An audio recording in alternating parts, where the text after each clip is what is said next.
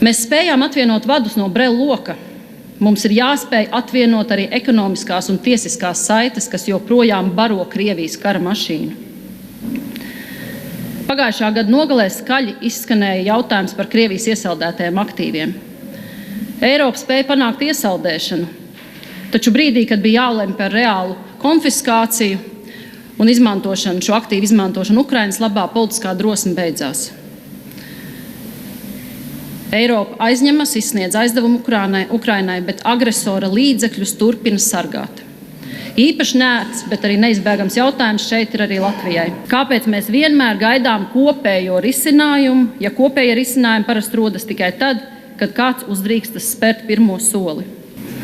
25. gadā vairākos jautājumos, kur tieši mums vajadzēja pātrināt tempu, Krievijas un Baltkrievijas izolācijas praktiskajos soļos, mēs to neizdarījām.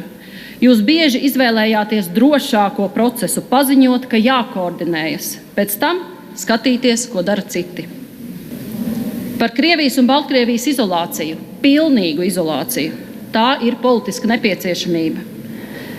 Tāpēc 26. gadā Latvijai ir jābūt starp tām valstīm, kas konsekventi iestājas par pilnīgu agresoru politisko un ekonomisko izolāciju, ne tikai par sankciju uzturēšanu, bet to pastiprināšanu.